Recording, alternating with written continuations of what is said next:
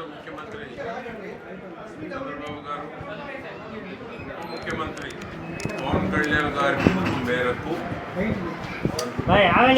ఈరోజు రాష్ట్రం అంతా ఉన్న అన్ని పంచాయతీలు ఒకే రోజు గ్రామ సభలు నిర్వహించాలని, గ్రామ సభల్లో ప్రజల ఆమోదం పొంది గ్రామ అభివృద్ధికి కావాల్సినటువంటి పనులు గ్రామ సభలోనే ఆమోదింప చేయాలని తీర్మానించడం వల్ల ఈరోజు కాదేళ్ళలో నేను పార్టిసిపేట్ చేయడం, చిలకూరుపేట నియోజకవర్గంలో అన్ని గ్రామాల్లో గ్రామ సభలు, రాష్ట్ర వ్యాప్తంగా గ్రామ సభలు నిర్వహించడం. ఎందుకంటే ఈ సభ ముఖ్య ఉద్దేశం పంచాయతీలు, స్థానిక సంస్థలు నిర్వీర్యం చేసినటువంటి గత పాలకులు పంచాయతీరాజ్ వ్యవస్థకు వచ్చినటువంటి నిధులను పక్కదారి పట్టించడం, 13,000 కోట్లు పంచాయతీరాజ్ వ్యవస్థకు రావాల్సినటువంటి నిధులు పక్కదారి పట్టించి గ్రామాల్లో బ్లీచింగ్ పౌడర్ కొట్టేదానికి లేకుండా, పారిశుద్ధ్య పనులు చేసేటువంటి దానికి అవకాశం లేకుండా, వీధి దీపాలు వెలిగే అవకాశం లేకుండా, రోడ్లు కానీ డ్రైనేజ్ వ్యవస్థను నిర్వీర్యం చేసినటువంటి పాలకుల యొక్క విధానానికి తిరిగి మళ్ళా గ్రామ సీమల్ని పునరుత్తేజింపజేయడానికి, గ్రామ స్వరాజ్యాన్ని తీసుకురావడానికి, పల్లెల్లో ఒక మంచి ఆలోచన విధానం మార్పు తీసుకురావడానికి ఈ యొక్క గ్రామ సభలు నిర్వహించడం. 13,000 కోట్లు పక్కదారి పట్టించి చీకటి మయం చేశాడు గ్రామాలన్నీ జగన్మోహన్ రెడ్డి గత పాలకులు. ఈరోజు అందుకనే చంద్రబాబు గారు, పవన్ కళ్యాణ్ గారు ఆలోచించి రాబోయే రోజుల్లో 17,500 కిలోమీటర్ల సిమెంట్ రోడ్లు, 10,000 కిలోమీటర్ల సైడ్ రైలు నిర్మాణం చేయాలి.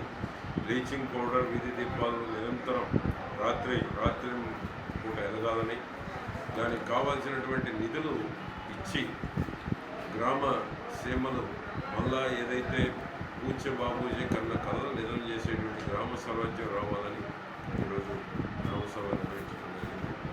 చంద్రబాబు గారు 14-19 అధికారంలో ఉన్నప్పుడు 25,000 కిలోమీటర్ల సిమెంట్ రోడ్లు ఆనాడు లోకేష్ బాబు గారి నాయకత్వంలో వేయటం జరిగింది. గత 5 ఏళ్లలో ఎక్కడ సిమెంట్ రోడ్డు లేదు, సిమెంట్ డ్రైను లేదు. పంచాయతీరాజ్ వ్యవస్థని సర్వనాశనం చేసేవి గత పాలకులు. కనుకనే దీనికి మళ్ళా జీవం పొయ్యాలి. పంచాయతీరాజ్ వ్యవస్థకు ఎన్నిక కాబడినటువంటి సర్పంచులు, ఎంపీటీసీలు, జెడ్పీటీసీలు, ఎంపీపీలు, జెడ్పీ చైర్మన్లు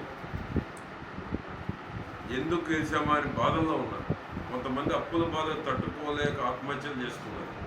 చివరికి జగన్మోహన్ రెడ్డి పార్టీ నుంచి గెలిచినటువంటి వాళ్ళు కూడా ఈరోజు పూర్తిగా జగన్మోహన్ రెడ్డి మీద తీవ్ర వ్యతిరేకతతో ఉన్నారు. ఎందుకు గెలిచాం, ఎందుకు నిలబడ్డాం వాళ్ళకే అర్థం కానటువంటి పరిస్థితుల్లో వాళ్ళు ఉన్నారు. అందుకనే దీనికి జీవం పోయాలి. గ్రామ సీమలే పట్టుబొమ్మలు అనేటువంటి విధంగా తీర్చిదిద్దాలని ఈ నిర్ణయం తీసుకోవడం జరిగింది. ఈరోజు సభలు పెట్టాం. సాక్షాత్తు ఒక రైతు సర్వే చేయమంటే 15,000 అడిగారని చెప్పారు. జాబ్ కార్డు ఇవ్వమంటే నెల రోజులు జాప్యం జరుగుతుంది, 200 ఇవ్వమన్నారని చెప్పారు. ఏ పని అడిగినా 3,000, 2,000 అనేటువంటి పరిస్థితి ఈరోజు ఈ యొక్క అధికారంలో ఉంది. కొంత మార్పు తీసుకురావడానికి అధికారంలో కూడా ప్రభుత్వ ఉద్యోగి, ప్రజలకు బాధ్యులు అనేటువంటిది మార్పు ఈ గ్రామ సభల ద్వారా తీసుకురావాలని గ్రామ సభలు నిర్వహించడం జరిగింది.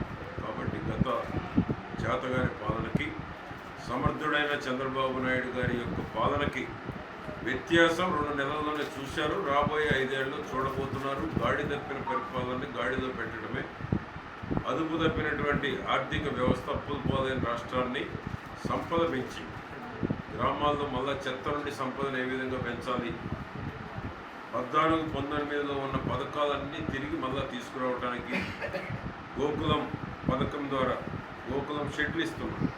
దాని ద్వారా ఉపాధి కల్పించేటువంటి దానికి మండలానికి ఈ రోజున 25 నుంచి 30 గోకులం పథకాలు వచ్చినాయి. ఇవన్నిటి ద్వారా ఉపాధి హామీ ద్వారా గ్రామాల్లో ఆర్థికంగా బలోపేతం అవడంతో పాటు ప్రతి ఒక్కరికి ఉపాధి కల్పించేటువంటి గ్రామ సభలు.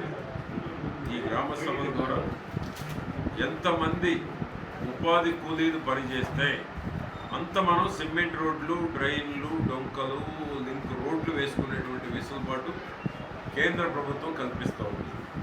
కాబట్టి ఈ యొక్క గ్రామ సభ ద్వారా గ్రామ సేవలు మళ్ళా గ్రామ స్వరాజ్యం కోసం చేసేటువంటి ప్రయత్నంలో భాగం.